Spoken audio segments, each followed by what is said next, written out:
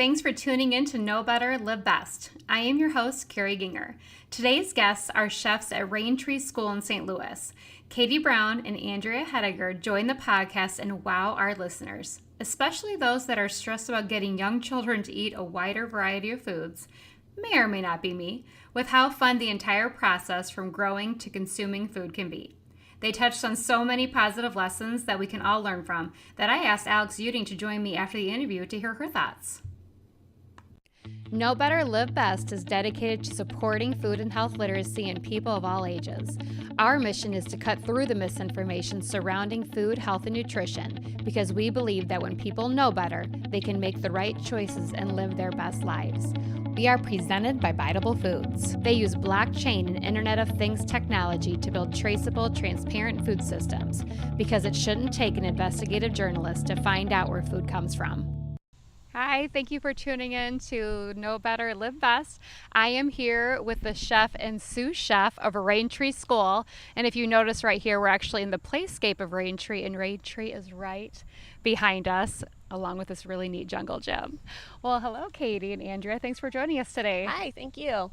So, I think Raintree is an amazing school. I'm out here and you can't see all of this, but there's gardens up on the hill, there's caves for the kids to explore, and I'm curious as an educator myself, what brought you to Raintree? Like, what are your background experiences? Katie, you can go ahead and go first. Well, we both are, started with just cooking. We were interested in cooking and nutrition.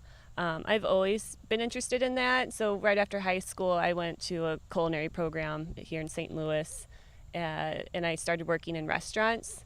And I love working in restaurants, but I just kind of wanted to do something bigger and something to contribute to making our food system better. So then I started studying Nutrition and Dietetics at St. Louis University. And their program has a really big focus on sustainability, food access for low-income communities, and I just started getting exposed to a lot of our food systems issues, and I just started becoming passionate about finding something that would, finding a job where I could contribute and help with that. And I didn't think that would take me to a lunch program for kids, but it kind of makes sense because that's where people start with their food relationships, and they can grow up to do positive things with food.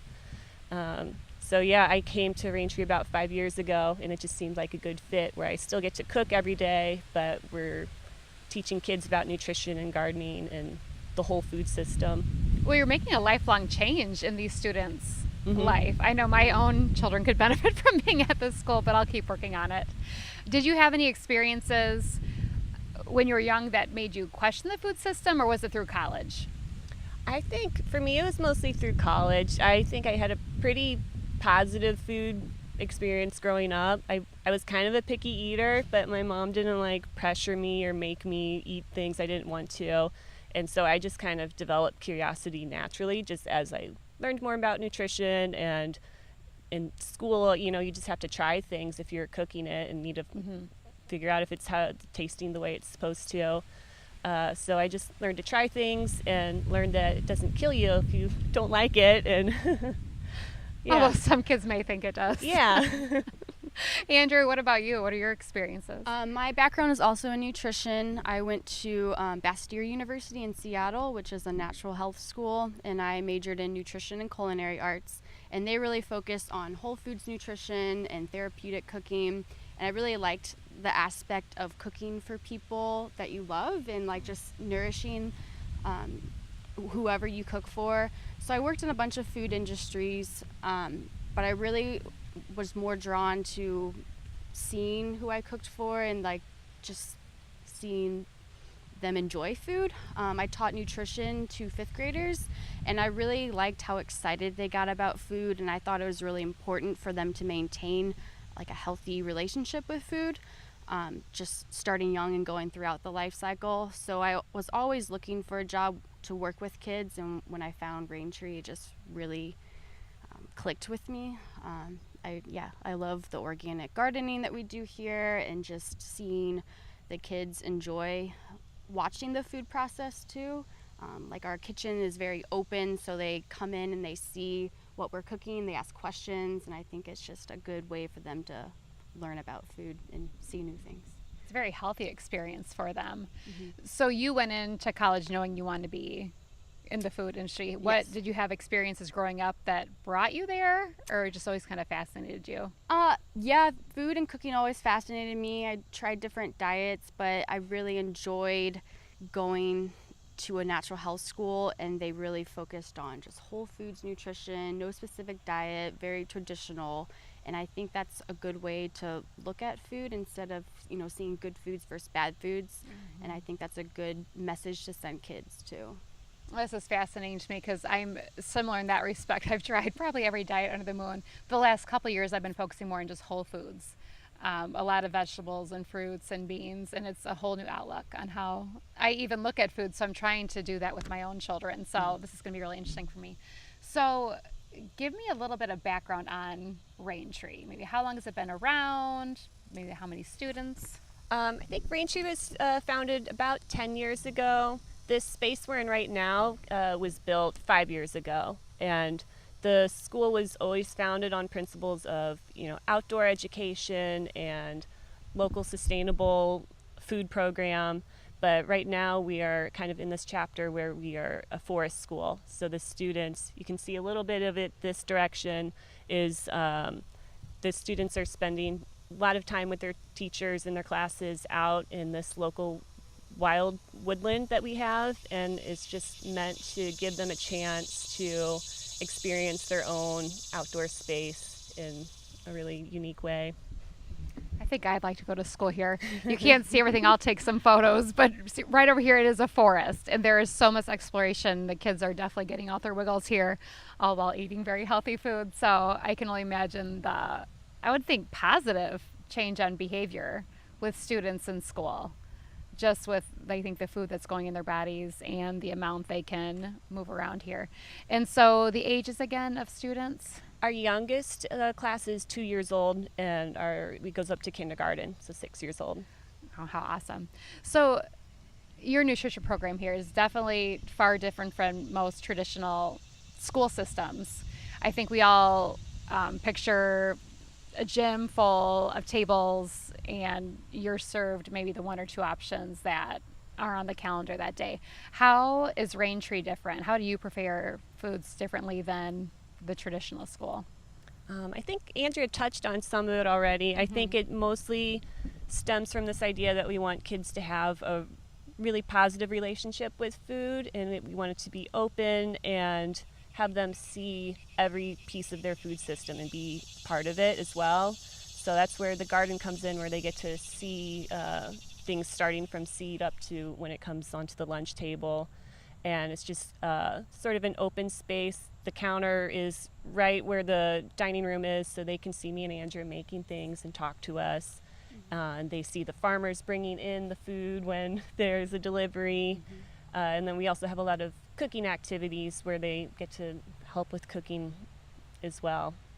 Okay. And you talked about farmers bringing in food. So what types of things and local farmers, obviously, if they're bringing in, what types of product do they bring in for the students here? Mostly our staples like vegetables, proteins, basically anything that you can grow on a farm, they bring in. Okay.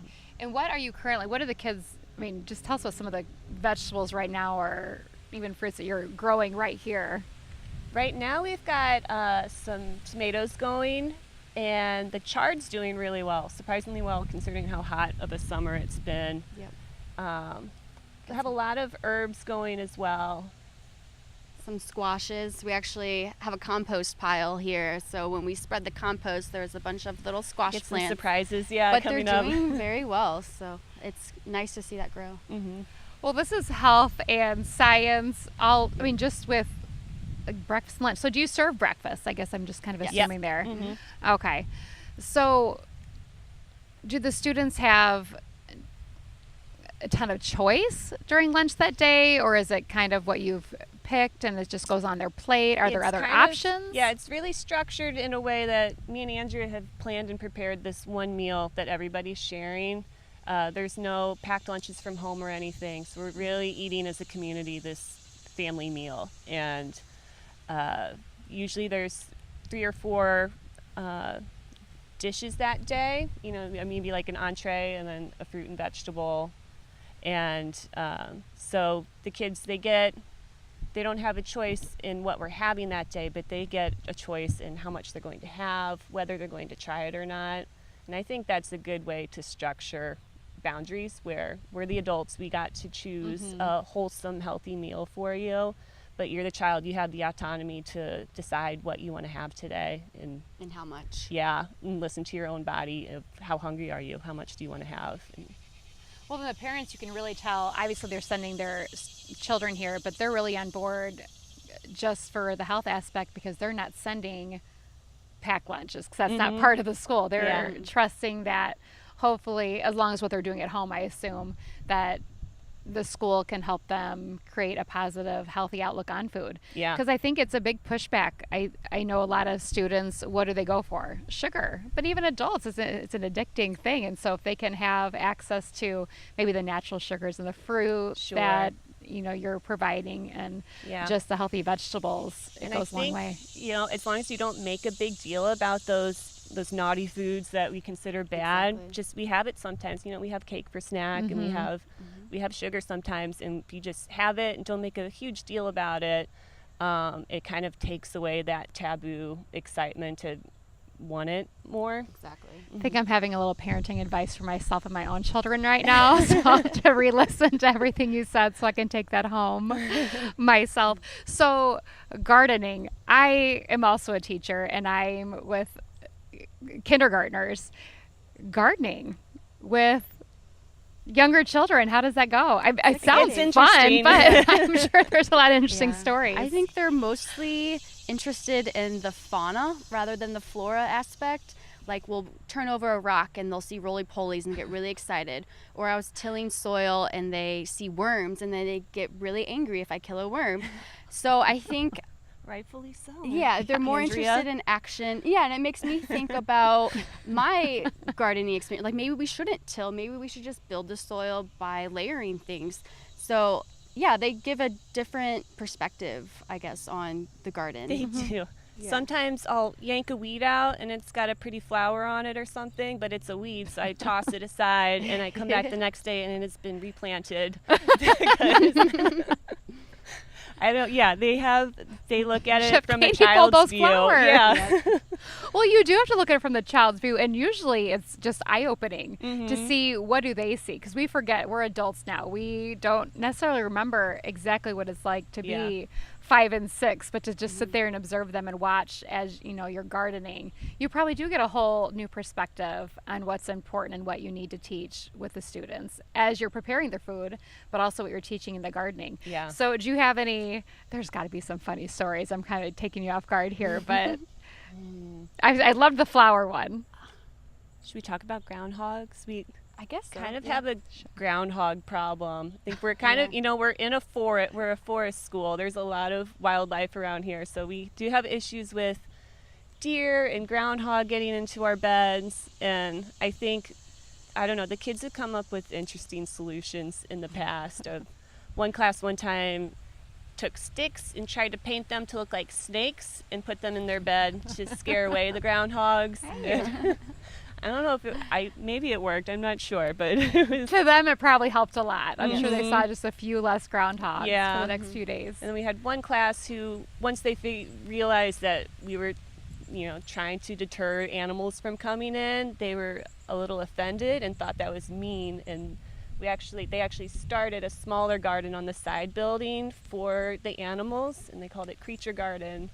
And it's still over there. It was a couple years ago, but it's just interesting to see their perspective on what the garden should be. And it's completely different from what grown-ups think. And a garden for the animals. I love that. And that's exactly what children come up with. They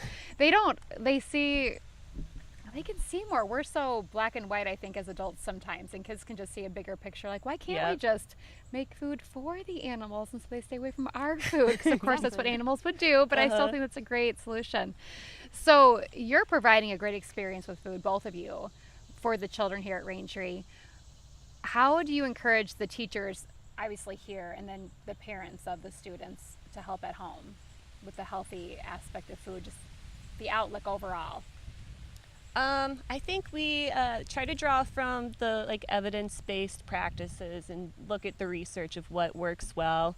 And it seems that a lot of experts support this division of responsibility where the parents do focus on, choosing a healthy menu, choosing wholesome foods for the child, and then creating also, a structured, consistent routine and environment for dinner time or lunchtime, whatever it is, and then kind of giving the children space after that to explore the food, kind of how they do in the classes. They kind of let the kids explore on their own terms and at their own pace of trying new things, and also just consistently exposing them to new foods, even if they don't like it the first 100 times. Yes, I'm writing this down in my head right now to take home for my 2 little boys. Yeah. Right now. I'm sure they're really excited about that when I come home. I think also just seeing the cooking process for kids is really crucial. Just seeing that, food doesn't just come from a bag or a package, and that you take a lot of time to prepare food and you put a lot of love into it. And also just the whole digestion process starts with cooking food. So you smell it, you see it.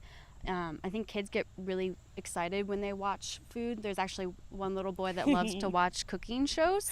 And sometimes for breakfast, they'll perch themselves up on the counter and just ask me what I'm cooking and what I'm doing and what certain equipment is. So I think this is really feeding their curiosity for cooking and hopefully staging them to be home cooks later on and not just relying on takeout or packaged food or have someone send them meals and they enjoy cooking after that. I think it's a great experience from them, because it does start young. It For starts sure, yeah. when they're born. Right. Even when they're still in the womb, honestly, with what the mothers choose to put in their bodies. So I think this is a great thing for that. You talked about other food activities you do here at school. Do you want to name some of those? We have bread day every week. So for snack on Thursdays, we always have bread, and it's just this very simple bread machine recipe, and each class is in charge of making a loaf of bread. And the kids any kid loves baking, any measuring activity. So, and I think the teachers will kind of make that sort of an age-appropriate experience for whatever group they have. So when they're little, they're going to spend a lot of time with sensory, feeling the ingredients and smelling and things like that. And by the time they're in kindergarten, they're talking about fractions and measuring and things, that kind of thing. We get to add special things to make it a different bread every week, or make a different spread for it. And so that's one. Want to add any? We do birthday cake once a month, so they get really excited because they get to have cake for snack. And each birthday for that month gets a little star on top. So they get really excited about food, and I think it's good to celebrate food that way. They'll take their stars and just hold it around for the rest of the day. And I think that's good to have a very positive outlook on food, especially when it's a sweet like that, to have things in moderation and not feel like it's a bad thing. So I'm kind of switching subjects a little bit. I just keep here, we're talking about the nutrition and the food aspect and the healthy eating for the children, and just not having a negative outlook on food, which I think we all can inadvertently do to our children without meaning to. Yeah. The transparency in the food, I find that it's got to be extremely important to you both and the school with the growing you're doing here.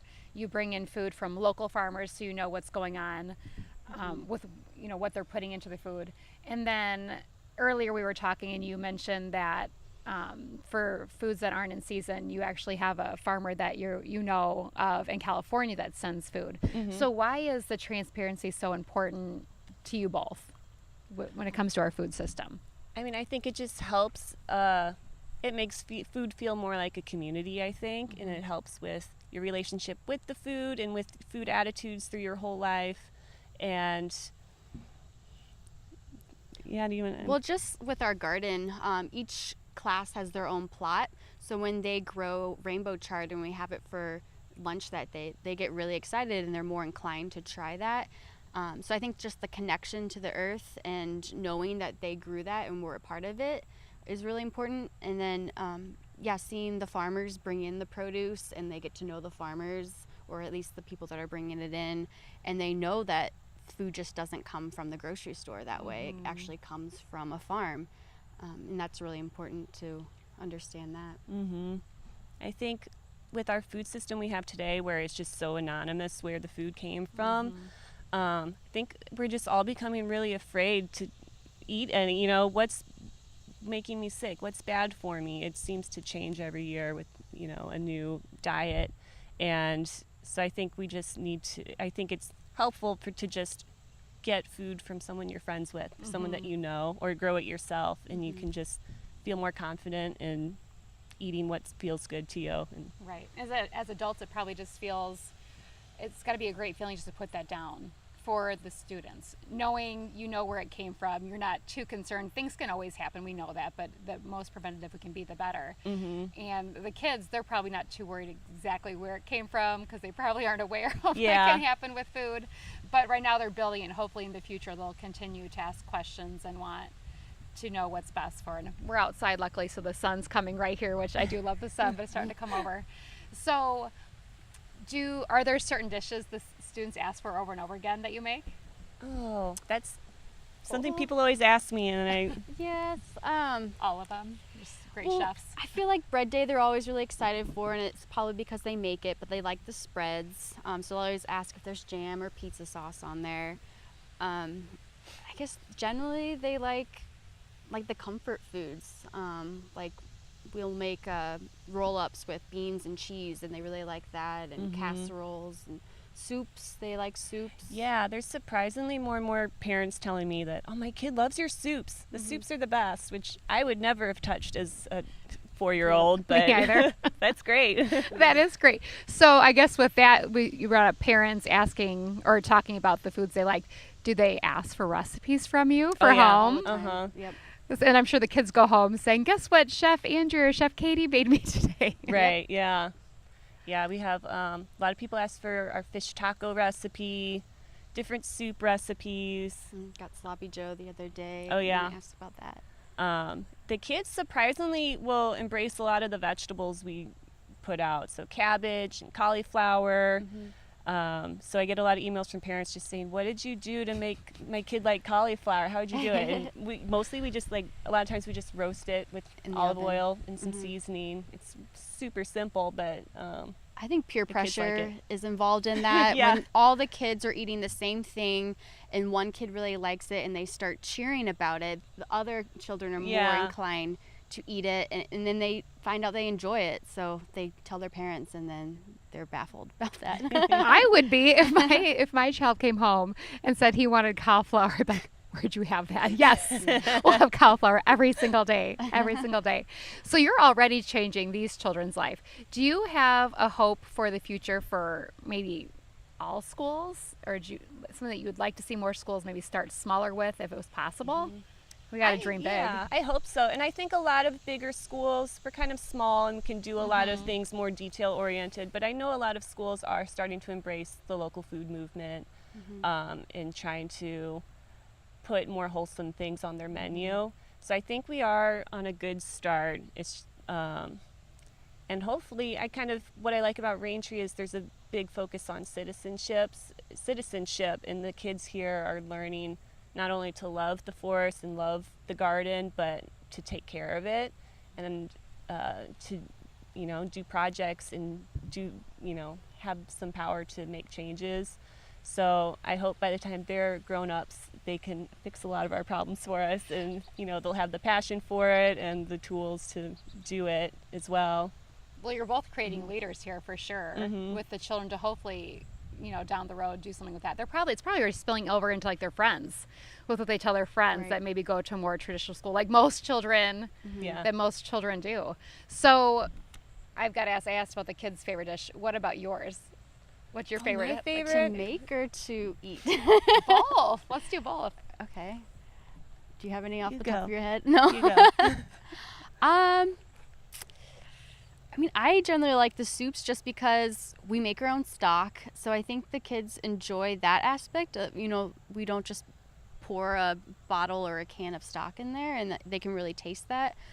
So that's my favorite, I guess, to eat. But to make, I guess, I don't don't know, lasagnas or any casserole, because there's a lot of steps and we can put a lot of vegetables and things in there and the kids don't notice. Yeah. I don't know. I say my guilty pleasure at home is macaroni and cheese. I just love like creamy pastas, and we don't do a whole lot of that at here. It's just kind of labor intensive, but it's to do it homemade. So we do pastas once in a while, which I enjoy.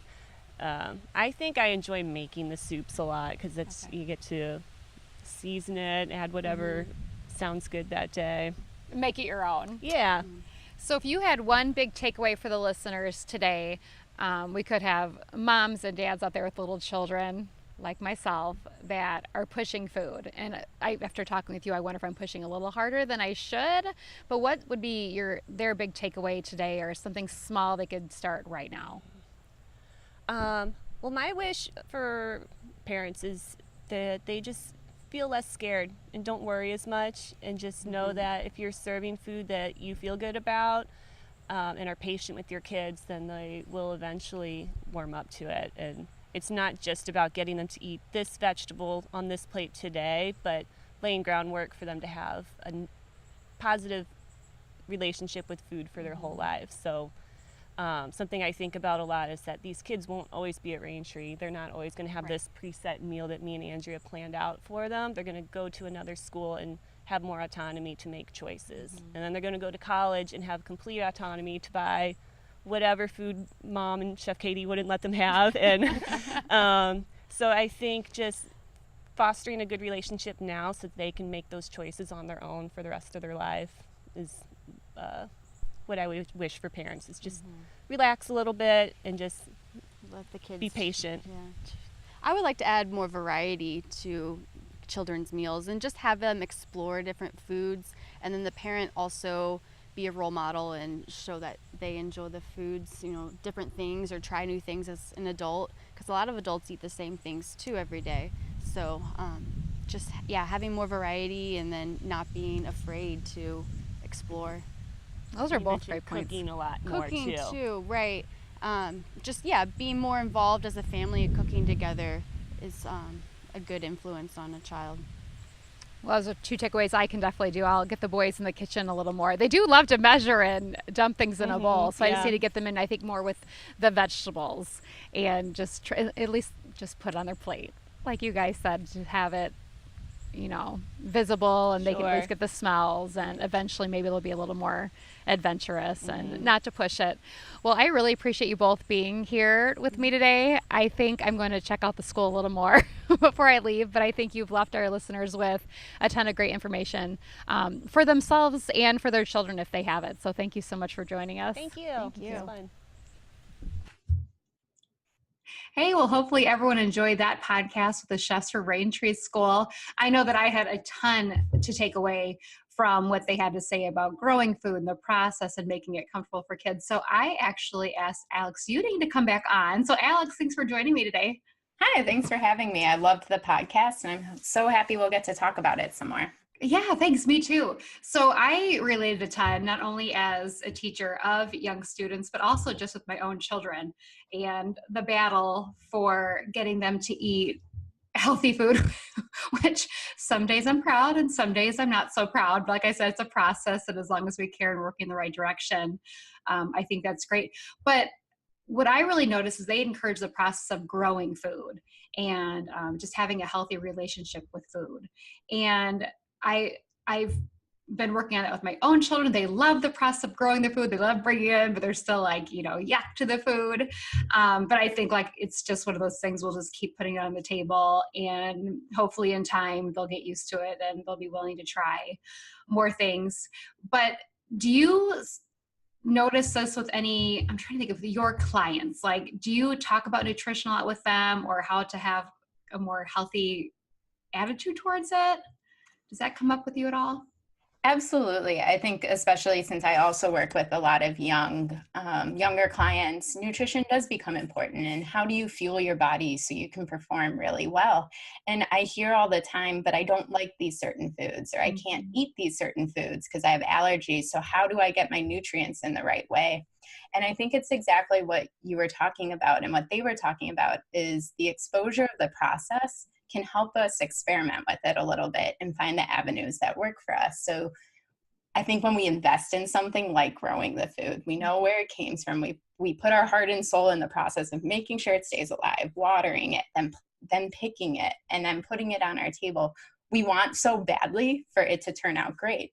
So then it's figuring out, well, what flavors do you like? Do you like things more sweet? Do you like things more savory? Do you like the crunch and texture of certain foods? Or do you like it more solid and soft? And I think when we can help people educate them on the different ways we can cook food, they might find that it's, oh, I don't like the tomato. I just don't like the tomato cooked this way.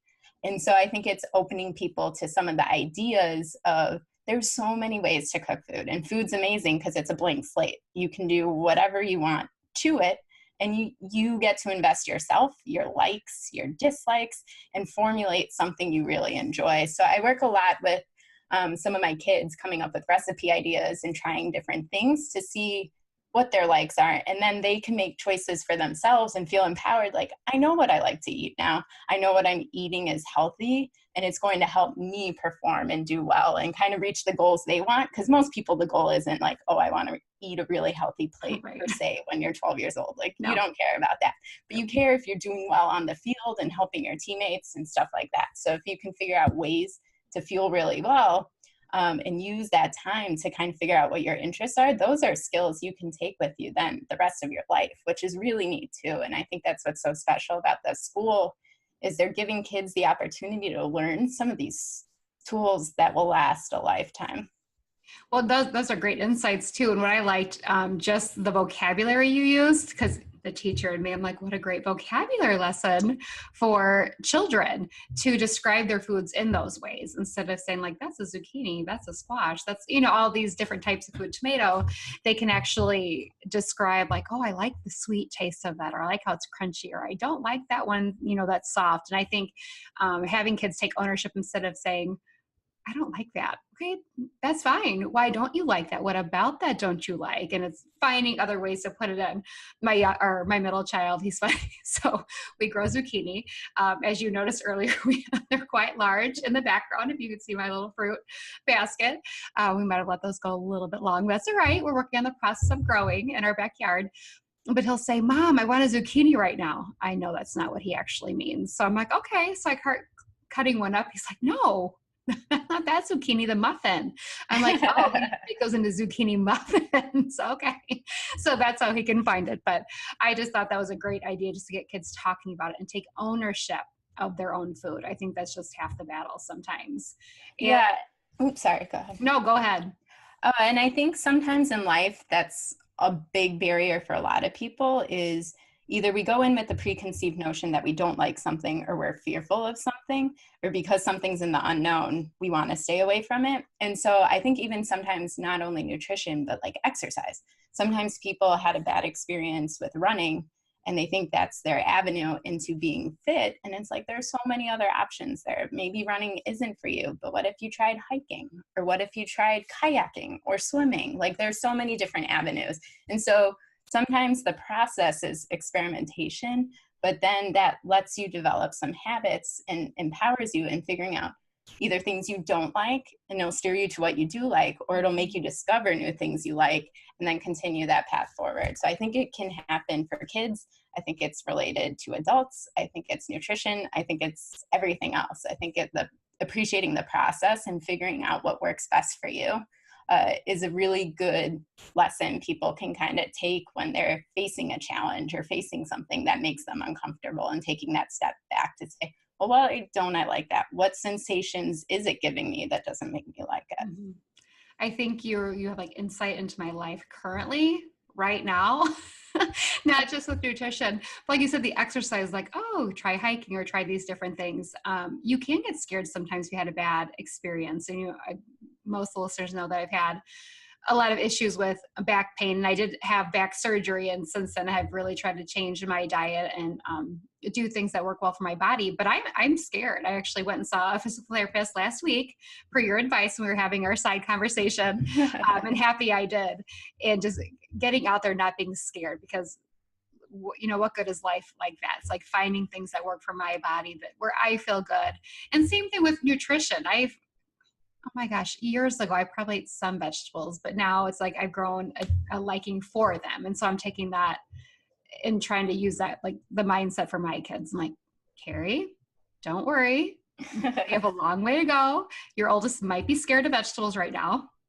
We'll keep putting it on his plate and we'll work hard at it. But that's the thing. We want so badly for our children and for ourselves and for your clients to put good things in their body, but it's also not getting down on themselves about what they may put in their bodies sometimes, like not like, oh, and I noticed that with Raintree. They even said, because I brought up the sweets, they're like, no, we have cake sometimes. We'll make that. We want to know there's a world of healthy food, but it's okay to splurge once in a while. So I thought that was kind of interesting. What were your thoughts? Absolutely. I loved that they brought that up. And I think that's such an important thing to empowerment. And it's also what you mentioned, the fear thing. When we say we can't have things or we deny ourselves certain things, suddenly there's this voice in our head that associates negative things or bad things with something. And then we feel guilty or we feel ashamed, or we're like, oh my gosh, I have to make up for that because I ate this bad thing. When really it doesn't need to be like that. At the end of the day, it's all about living a balanced life. And so we shouldn't live in fear out of choices we make when we're trying to enjoy ourselves too.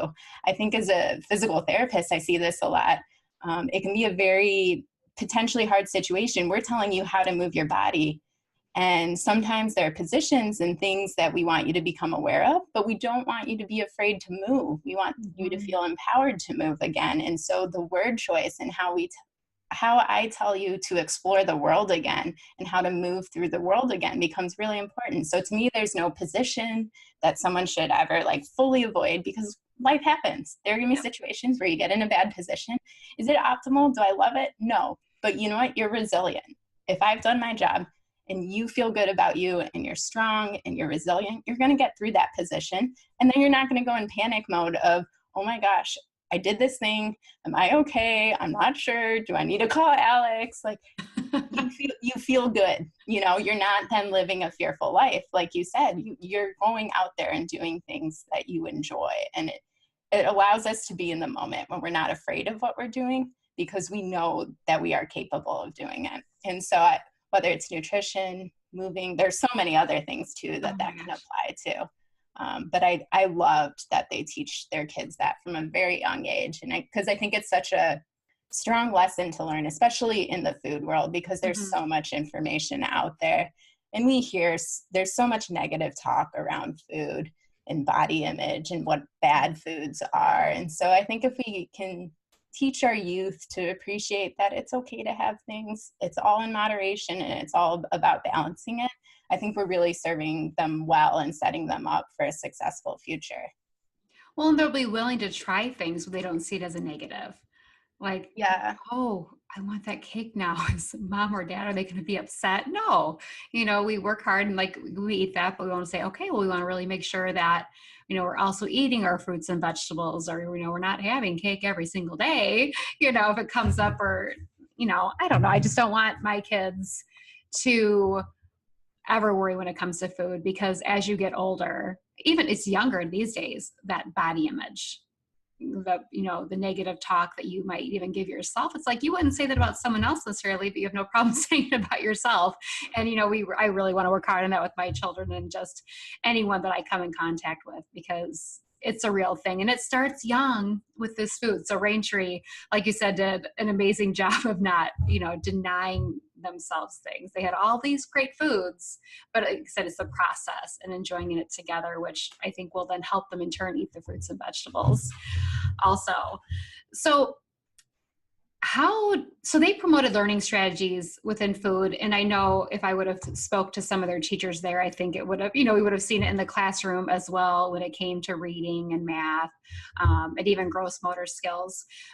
But how do you think people at home or even, parents or caregivers can promote those learning strategies maybe in other aspects of life, and whether it's that growth mindset of, yeah, that's hard, let's try it out.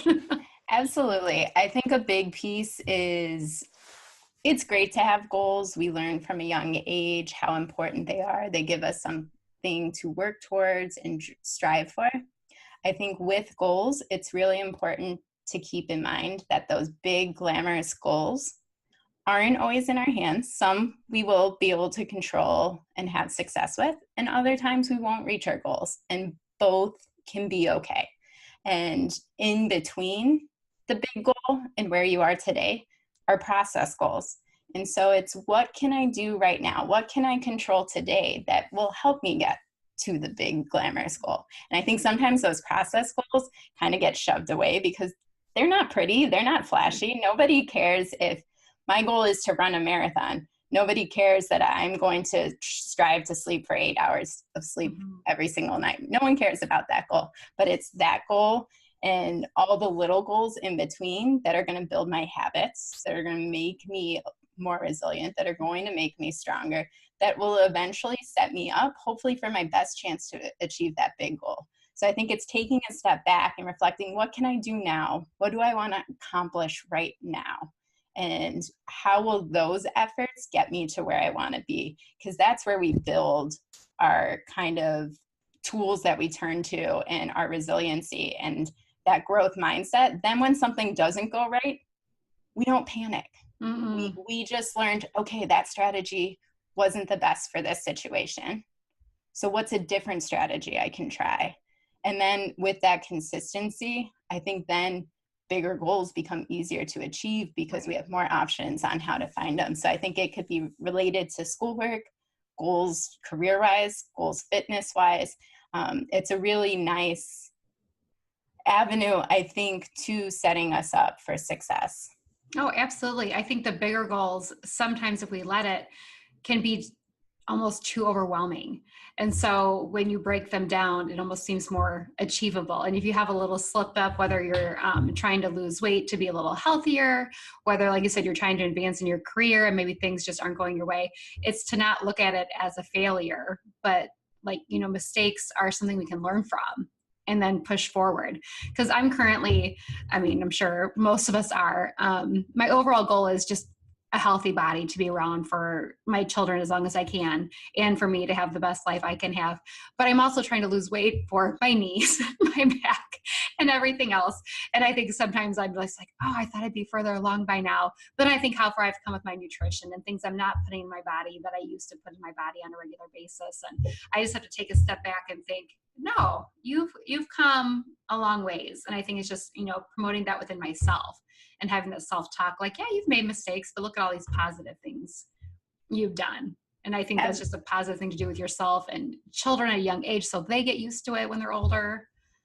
Absolutely. I think that learning the patience in the process is the biggest thing. Because like you said, there are points where we just plateau. Whatever it might be, there are points where we're just not quite there, or even we take a step back.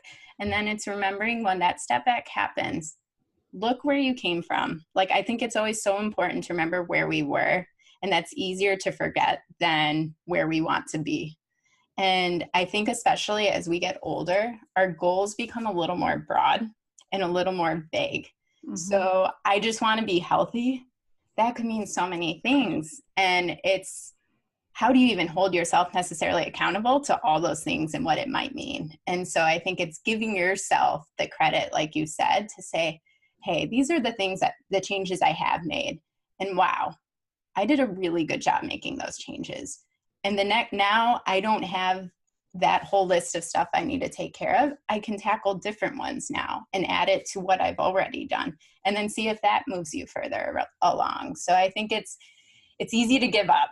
It's so easy to just give up and get intimidated by what's at hand. And so I think appreciating the process, like you said, becomes just so important.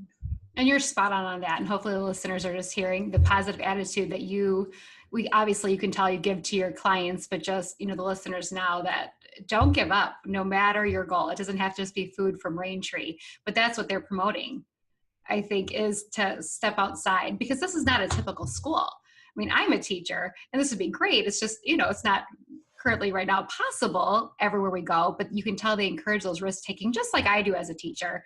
They just have a different, setup than we do.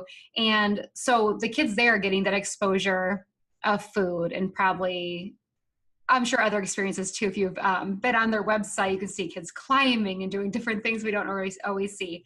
But what's your idea for those children that aren't at Raintree School? Like, I know what I do is my kids, I'm taking the best advice I can. We have a garden in our backyard. When they fail, I'm almost clapping for them. I'm like, oh, you made a mistake. Not hitting your brother. No, I'm not clapping for that. But, oh, you made a mistake. Like you meant to write, a B, but you put a D. What did you learn from that? Things like that. And it's almost like celebrating those mistakes as a way to grow. I mean, I know that's what I'm trying to do with my kids. I don't know if you have different thoughts on that or anything to add. No, I absolutely love that. And I know when I work with people too, if let's say they didn't execute their squat great, you ask them, well, what went well?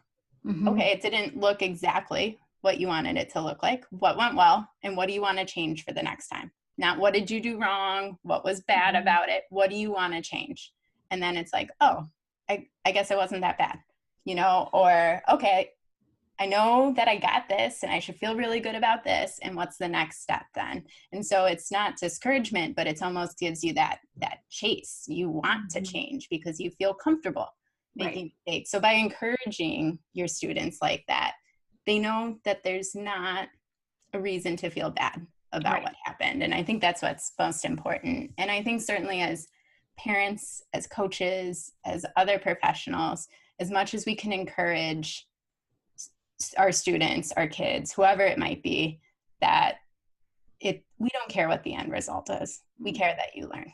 Mm-hmm. And so don't put the emphasis on the result, put the emphasis on the effort. And the more we can do that with different things, I think the more successful people are going to be at working through things. And that's what kids need, is just to be able to experience their world around them and work through their experience. Absolutely. It's just fun having this podcast with the chefs at Raintree, and how it turned into a life lesson, not just with food, but in every aspect of your life. And I'm hoping that the listeners today can take so many bits and pieces of advice and take that into their own life. I know with me, I'm still thinking back to the podcast and the things I'm doing at home, not just my children, but myself. And with your insight today, I just think that everyone's going to learn so much. So I really do appreciate you coming on and helping me talk through the Raintree podcast. That was so incredibly interesting. Thanks for having me. And I think for the viewers, like, experiment, experiment with your kids. Do something that might make both of you guys uncomfortable and experience it together and learn together. So whether that's nutrition based, take some foods, go to the grocery store and say, what are foods you're unsure about? And let's see if we can make something good. Make it a challenge, make it a learning experience, push our comfort zone a little bit. Or maybe it's an activity you've always thought in the back of your mind, like, oh, I've always wanted to try this, but I've never actually done it. Let's challenge people this week to push their comfort zone. Try one thing where they appreciate the process versus the result, and do something new. I love that. I think I'll actually get my kids in the kitchen a little more this week, and then just laugh. I mean, just laugh about anything that happens, so that even if, they don't take a bite, or they don't take the second bite, which is usually what happens, we just had a fun experience and we're connecting, and we know how great that is for the mind and body as well. Exactly. And then if the first week was a fail, hopefully the laughter was fun enough where it's like, let's try this again with something else, Remember because last then time? we appreciated the process. Absolutely. Have fun with our kids, because we know how there's moments that can be stressful at home or work, and just find a way to make it fun. Absolutely. Absolutely. Awesome. Well, thanks, Alex. I know I'll be trying that this week. Thank you. All right. See you later. Bye.